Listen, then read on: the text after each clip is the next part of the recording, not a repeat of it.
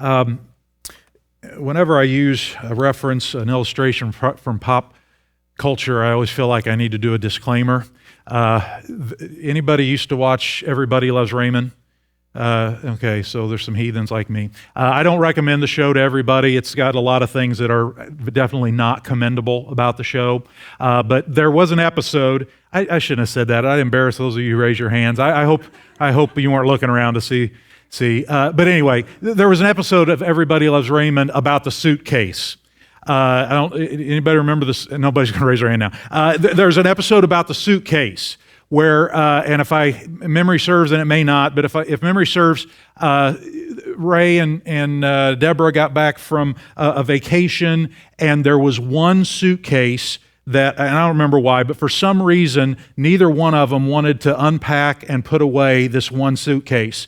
And it sat on the landing of their stairways for weeks and weeks. And they were mad at each other, and they talked to everybody else, but they wouldn't say a word about it to each other. They were just waiting for the other person to take care of that suitcase. Now, probably the reason I remember that episode of all episodes is because I do stuff like that. I'm a heathen. I told you I watch Everybody Loves Raymond, and I do that stuff. Like, I'm the guy that just pretends not to notice the trash overflowing in the kitchen. I just walk by, and until I'm told to take the trash out, I'll just let it go. And then at our house, we don't like Plainfield water. Love Plainfield, hate Plainfield water. And so we buy our ice. And so here's what I do, what I've done. I'm not proud of this, but I've done it. You just leave a little tiny bit of ice in the ice tray so you don't empty it, because whoever empties it is the one who's supposed to refill it. You have to go all the way to the garage and get the bag of ice out of the chest freezer and bring it in and empty it into the ice tray inside. And just what a horrible chore that is. And so you just leave a tiny little bit of ice in there so you're not the last one, and you don't have to refill it. I do stuff like that. Suitcases, ice trays, trash. I do stuff like that. What a contrast to what God, through Jesus, is teaching us in Luke 14. The heart of a gracious host. The heart of one who, like in the words of a song we sang last week, and it was so good that I want to sing. I asked Ryan if it would be okay if we sang it again this week to close our service. Because originally when Jordan planned last week's service, I didn't know I was cutting the sermon in half, and so it really goes better with this half than the last half. But we're going to sing Holy Spirit, Living Breath of God. And in that song it says, "May your joy be seen in all I do." And later, it, I think, kind of expresses what that looks like. Kindness to the greatest and the least, gentleness that sows the path of peace, lead us on the road of sacrifice, that in unity the face of Christ will be clear for all the world to see. The road of sacrifice, the path of peace, of kindness and gentleness, of what we might call an others orientation instead of just really selfish, like I too often am. Thinking about myself and just how this is going to put me out, and that's a whole 3 minutes of my day. I just don't have time for that silliness because I've got right? Selfishness versus an others orientation. Now, we need to put this in context of last Lord's Day, because it really is one text and it's one point that needs to be made. And so I want to remind you, we're talking about the gracious host. And before we think about ourselves as being gracious hosts, we have to remember that God Himself is the substance, and we are nothing but shadows. He is the epitome. He is the original. He is the culmination of a gracious host. And again, even the songs that we sang this morning, amazing grace. God has shown us amazing grace in saving our souls. And last week we sang these words in connection with God being the original and the substantial gracious host. He welcomes the weakest, the vilest, the poor. What riches of kindness He lavished on us. So before we think about being gentle and kind to others, we have to kind of dig in on God's kindness and mercy and His hosting, His welcoming us. We also sang this line, "Steady arms of mercy reach to gather children in." That's the original. the substantial, the epitome of gracious host. It's God Himself, and that's foundational, and that's motivational before we think about ourselves as gracious, as sacrificial, as kind, as hospitable. We start with who God is. So last week, for example, we talked about the repayment to the gracious host, which is impossible, right? Repayment to the gracious host is impossible. Nobody can repay Him. And I'll resist the temptation to repreach that. You can listen to that, watch that online if you want to. But we tried to think about repayment to the gracious host as impossible. And then we talked about reception of the gracious host. And tried to make sure that we understood that you can't receive His hospitality without receiving Him, right? Nor can you reject His hospitality without rejecting Him. So that the excuses that we just read about there in verses 18 and 19 and 20 are deliberately transparent. And they're insulting to the host himself, because what this is saying is not just I don't want to come to your banquet, but I don't like you.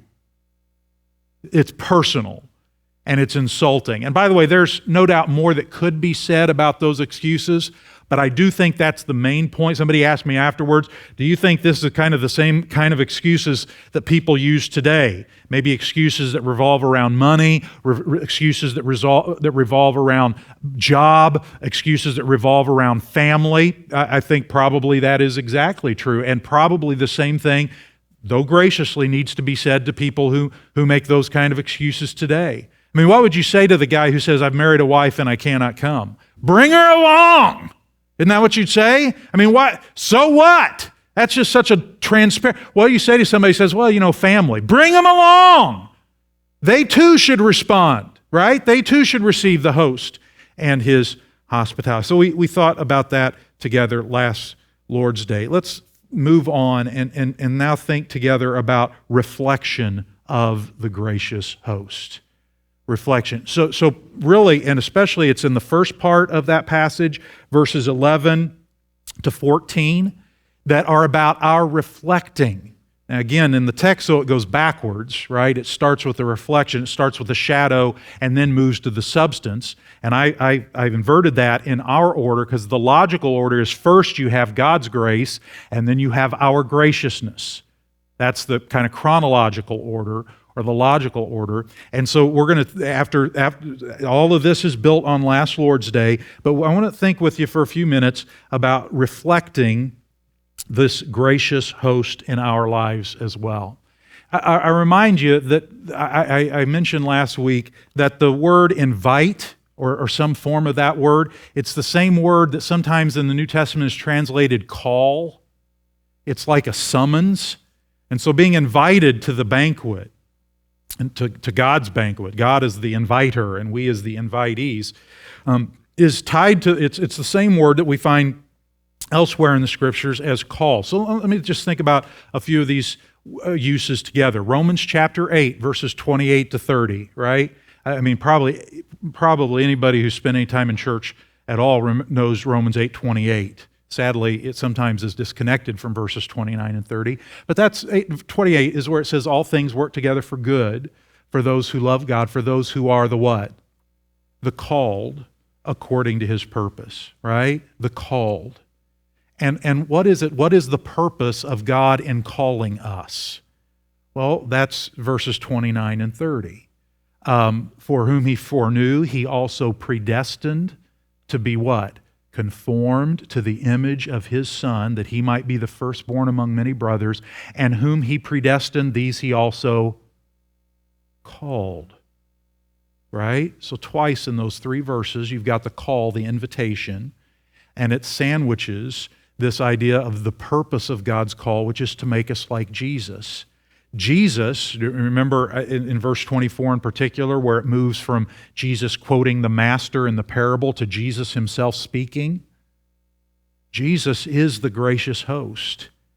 And we've been called not just to go to heaven when we die, not just to avoid hell.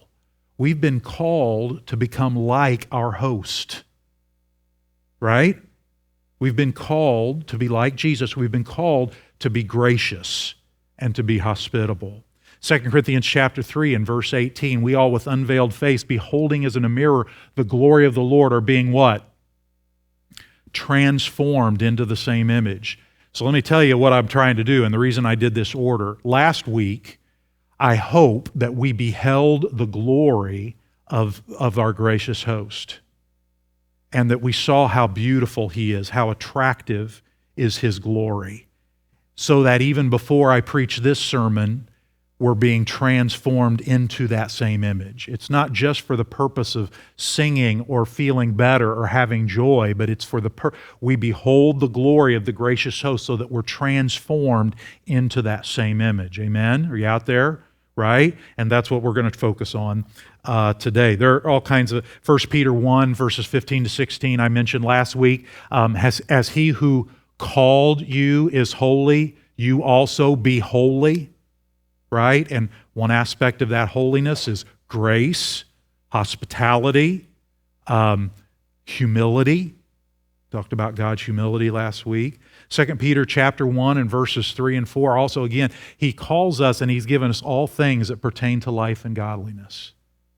And so those are just some references to think about along these lines. Let me read a couple of quotes that I have found helpful in this area of hospitality and grace, of reflecting God in our lives and in our families, in our church, in our ministries. I like this. This is in the book A Meal with Jesus.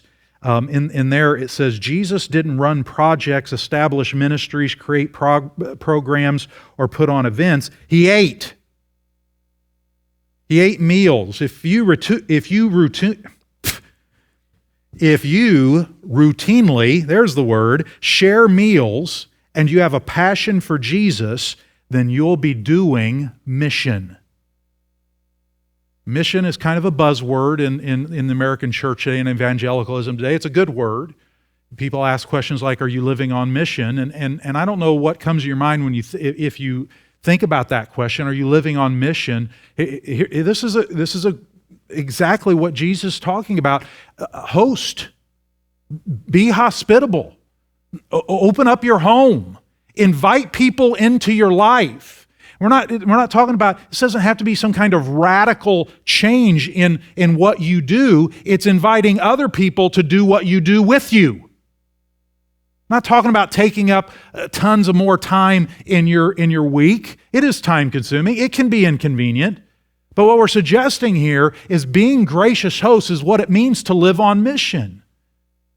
Now, part of the thing is some people don't want to invite other people into their lives. You don't know why? Because we're like Raymond and Deborah. I'm like Raymond because I'm selfish. And I don't want people to know. I just enjoy my life and my family. And so we just kind of want to stay there. And sometimes we don't want to know because we know our lives are not, well, they're not good. There's stuff in there that we don't want people to know about.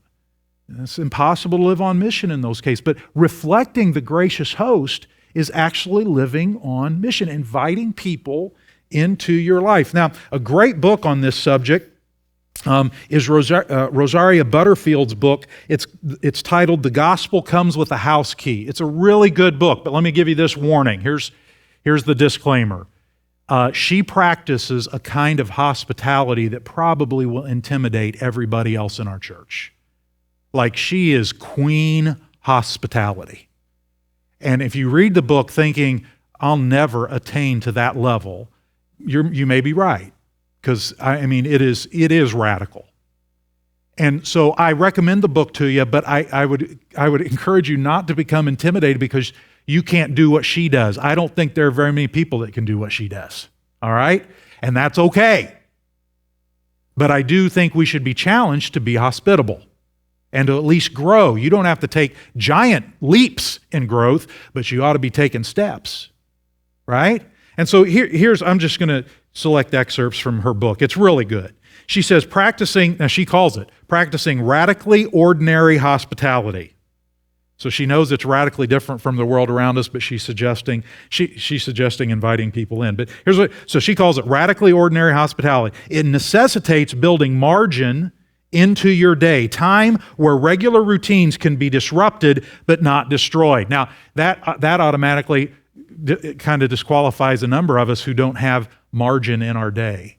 If we just live life like our hair's on fire, like we just have no margin, we have no time, we have no extra money, our budget's tight, our time's tight, then it's going to be really hard to invite people into that. In fact, it's really hard to change anything if you live without any margin, because change takes time. It takes thought, it takes planning, it takes being deliberate. And so I think that's really good counsel. It necessitates building margin. Then she goes on to say later, radically ordinary hospitality characterizes those who don't fuss over different worldviews represented at the dinner table. The truly hospitable aren't embarrassed to keep friendships with people who are different. They don't buy the world's bunk about this. They know that there's a difference between acceptance and approval, and they courageously accept and respect people who think differently from them. They don't worry that others will misinterpret their friendship. Jesus dined with sinners, but he didn't sin with sinners. Jesus lived in the world, but he didn't live like the world. This is the Jesus paradox, and it defines those who are willing to suffer with others for the sake of gospel sharing and gospel living. Those who care more for integrity than appearances. Now, if you grew up in kind of a church tradition, in a faith background that really, really, really emphasized separation from the world, that might sound borderline heretical to you. But she is exactly right. We can become so concerned about separation from the world that we actually become isolated from sinners. And folks, there's nothing Christ-like about being isolated from sinners. He sought sinners out, and he ate dinner with them. He accepted invitations to their homes, and I guess he didn't invite them because he didn't have a home. But he made a point, and he was deliberate. I've had people in our church, like I've made comments in the past about and I haven't said this, and so I'm going to freak somebody out, okay? So I'm going to say it for the first. What if a transgender person walked into our church?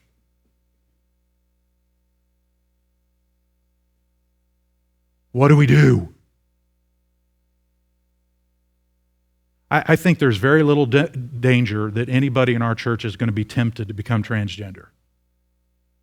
Now, I may be wrong, I may be terribly naive, but I don't think we have to worry about being separated from sin. I think what we have to worry about is being like Jesus and being hospitable to that visitor. Are you out there? Are you out there? It may never happen, I don't know. But even in church, I know over the years we have people struggle as I've made comments like that. What if a sinner, like whatever your category of really bad sinner, comes to our church, visits our church one Sunday? Is your first instinct, I've got to protect my children? Or is it, I need to love sinners like Jesus did? Right? That's what she's saying here, separation from sin. Now look, if it is, here's the thing. If you have a background and a temptation to alcohol, don't go to bars. Because then separation from sin is an issue. Are you out there? You don't hang out in bars if you're tempted to get drunk. Okay? But I don't run away from any contact with sinners. Even on maybe even on their turf, maybe going to their house. Jesus didn't hesitate to go to Zacchaeus' house, who was a swindler, a cheat, an IRS agent. I don't know which of those is worse, but but he also didn't hesitate to go to the Pharisee, the up and outer, not just the down and outer. He went to all kinds of sinners' homes. Right? So I think that's helpful. It's important to think about. Then she goes on later in the book, Butterfield says, my prayer is that this book will help you let God use your home, your apartment, your dorm room, your front yard, your community gym, or your garden for the purpose of making strangers into neighbors and neighbors into family. That's helpful. Strangers to neighbors, neighbors to family, right? She says, invest in your neighbors for the long haul, the hundreds of conversations that make up a neighborhood. And so invest with hundreds of conversations that make up a neighborhood, and stop thinking of conversations with neighbors as sneaky evangelistic raids into their sinful lives. Now, in other words, you get this? Love your neighbors because you're supposed to love your neighbors.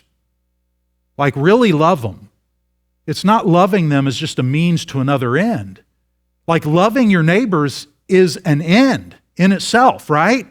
A way to reflect the gracious host. And so if all we do is think about building bridges to neighbors as a way to sneak in the gospel somewhere, then we're missing the biblical imperative in this matter. Are you out there? Now let me say this. Don't go to the other extreme where I never look for opportunities to talk about the gospel, where we go to only a kind of life. Well, they're just going to see my life and they're going to get saved. I don't know if anybody's ever gotten saved just by seeing somebody's life. You need to talk. You need to be willing to open your mouth, right? But I think her point is very well taken.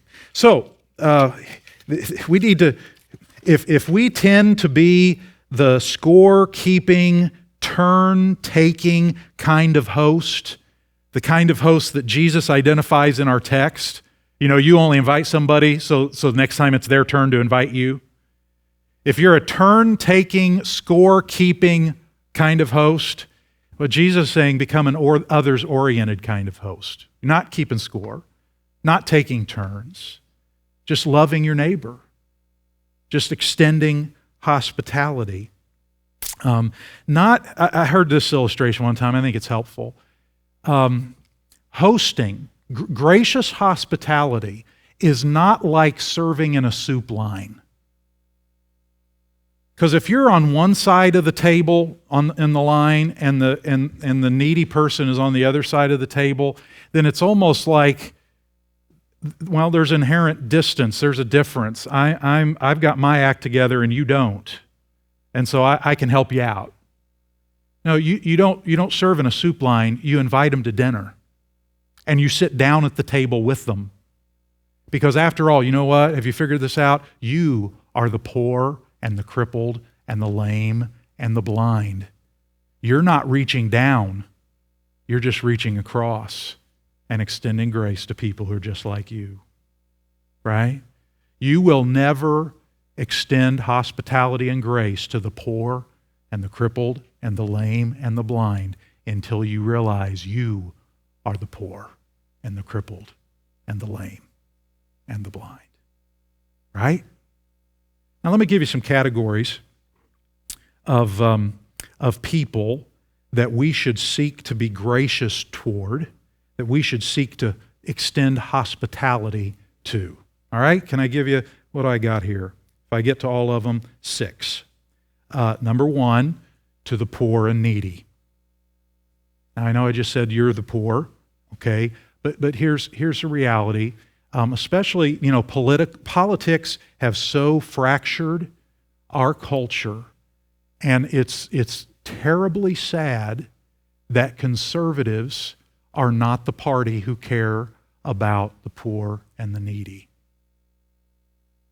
And this is an area where we need to set politics aside, and maybe you're not conservative politically, and I apologize if I lumped you in, but if you are, then I don't care about your party, but I do care about your Christ-likeness, and we ought to be people who care about the poor. The poor should not just be an annoyance. The poor should be people that we extend grace to and even hospitality to. The poor, the crippled, the lame, and the blind. Second category, orphans. Among the most vulnerable in our society are orphans, part of a broken and horrible system in many cases.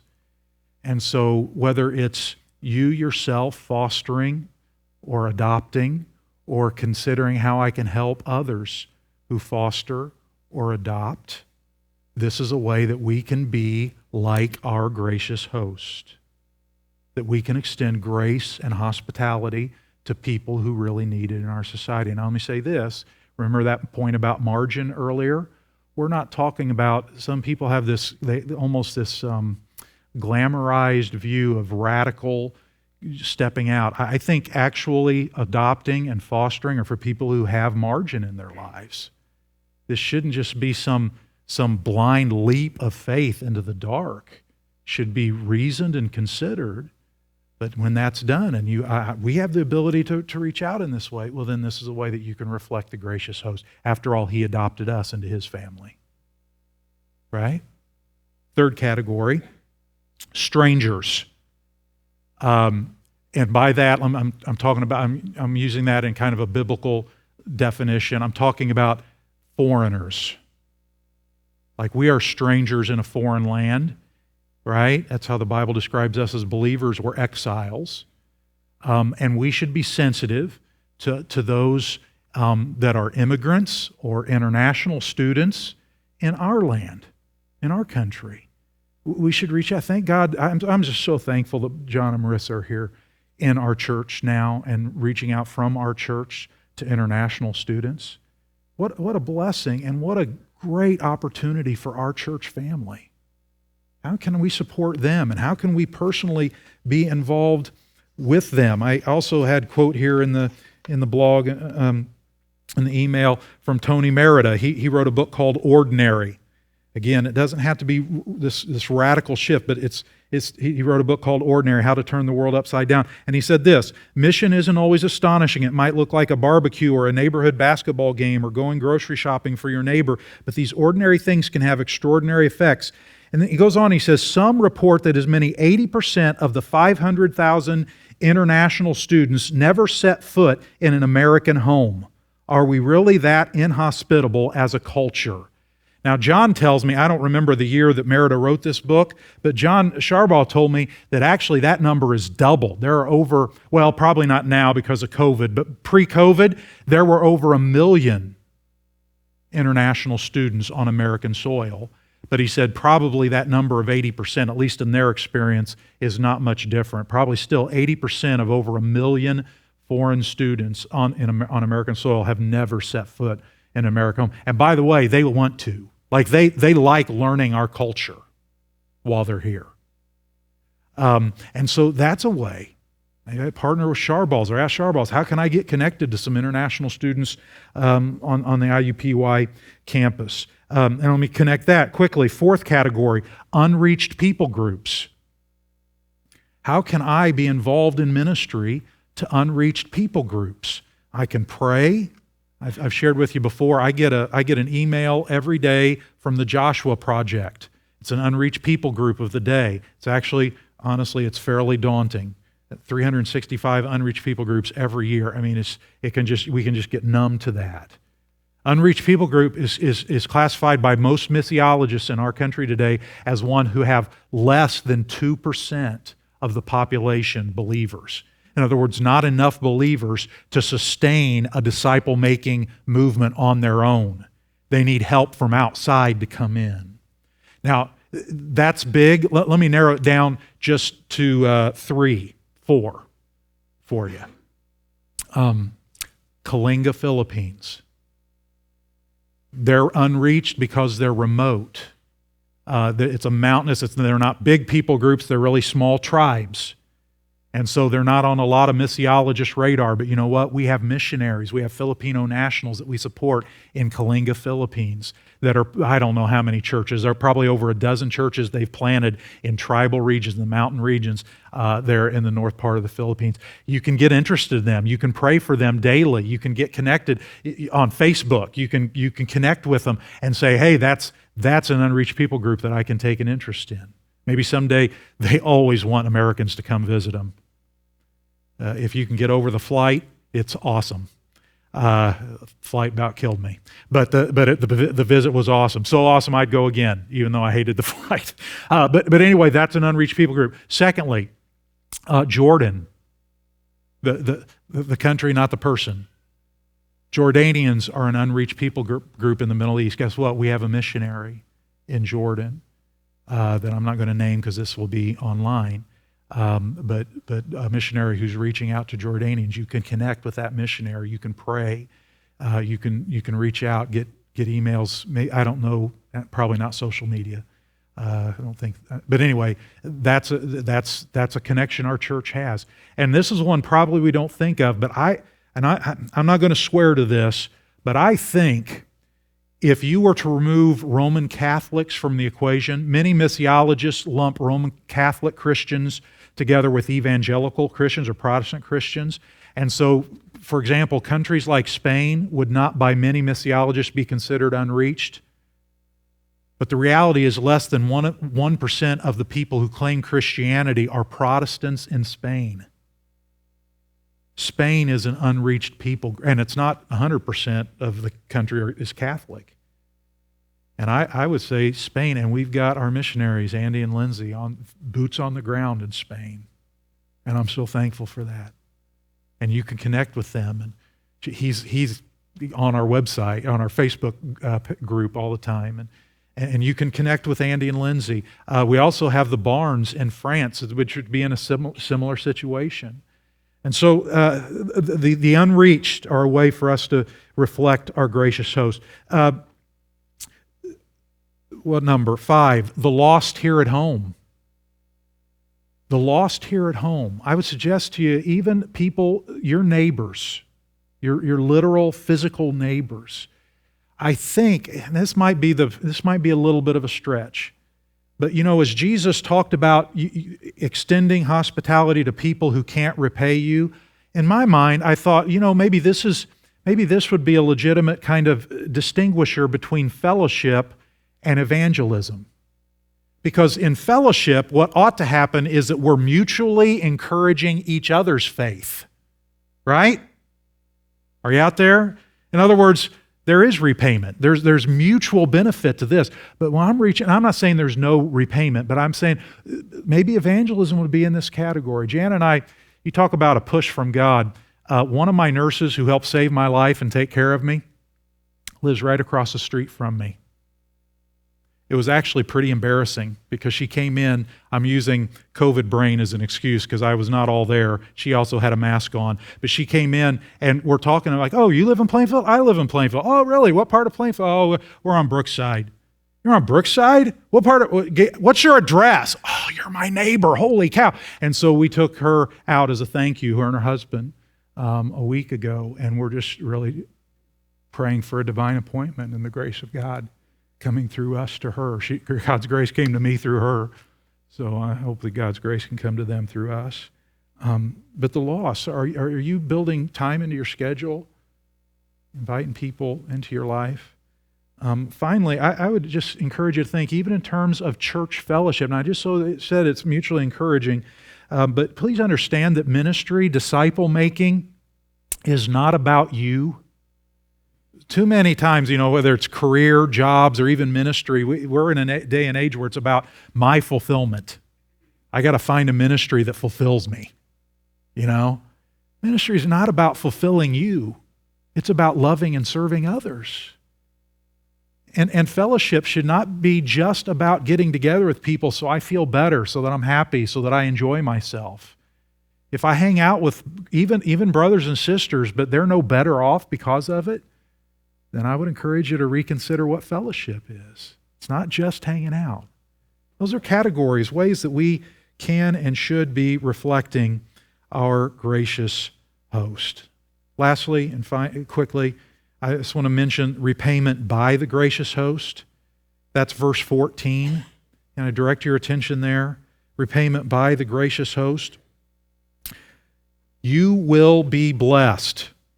That's verse 13. When you give a feast and invite the poor, the crippled, the lame, and the blind, you will be blessed. Why? Verse 14, because they cannot repay you, you will be repaid at the resurrection of the just. Repayment to the gracious host is impossible, but repayment by the gracious host is guaranteed. Do you remember Jesus in the Sermon on the Mount? Don't do what you do to be seen by men. If that's why you do what you do, you get a pat on the back, you have your reward. We ought to be living not for rewards here and now. We ought to be living for rewards later. We do what we do now, even specifically desiring to do them in ways that we cannot be repaid. That's why sometimes anonymous generosity, anonymous charity is better. I can't be repaid for this. But even hospitality, not to be repaid here, but to be repaid at the resurrection of the just, because he who sees in secret will what? Reward you openly, as long as I'm not doing what I do, to be repaid here and now. Now, some people freak out about that. It's like, oh no, I can't get any recognition or no repayment now, otherwise I'll lose my heavenly reward. I don't think that's true.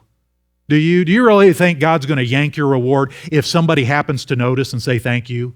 Oh, just run, wasted all my... Is that what's going to happen? God is bigger and more gracious than that. It's your heart's purpose in doing that. If you're doing it to be noticed and to be repaid. In fact, our neighbors said, hey, we're going out and next time we're paying. Okay, I'm going because I just want to hang out with them. I want to be with them. But that repayment, I don't think God looks down on. Are you out there? So don't worry about that. And by the way, there is a kind of repayment here and now, because here's what remember Jesus says, it's more blessed to what? To give than to receive. You'll be blessed. I don't think that means just eternally. I think that means here, there is joy in serving Jesus. Can I get an amen?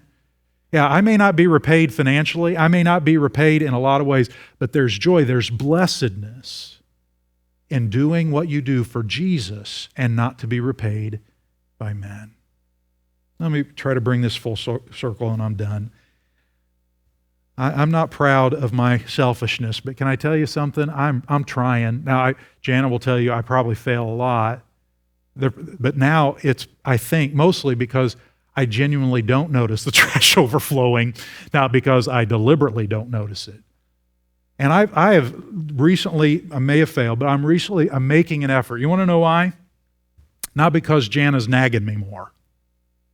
Not that she ever nagged me before, but I'm just saying not because she's pushing me or bringing it to my attention more. You know why? My wife really, really went above and beyond when I was sick. And honestly, how awful is it that I can't take the trash out? When she was basically just waiting on me night and day for about a month. You know what? You know what's motivated me? It's not a push from behind. It was a pull. The Bible says God draws us with bands of love. He doesn't push us to be gracious hosts. He draws. He pulls us in. And so I want to come back to where we were last week. If being a gracious host is still something that has absolutely no appeal to you, then do you know the gracious host? Do you appreciate how gracious and hospitable he's been to you? Have you received him and his hospitality? Because if there's no pull, if there's no draw, then I would suggest to you that may be the root issue. Will you pray with me now? Father, thank you for the morning. Thank you for the opportunity to consider these things together. Lord, I pray that you would give me grace. I hope already to have proclaimed the excellencies of you because you called me out of darkness and into your marvelous light. And I ask that having done that last week and this week, that you would have equipped every person in this room to go and do likewise. God, would you give grace that all of us can leave here with a heart's purpose of proclaiming the excellencies of the one who called us out of darkness and into his marvelous light. And we'll thank you for that in Christ's name. Amen.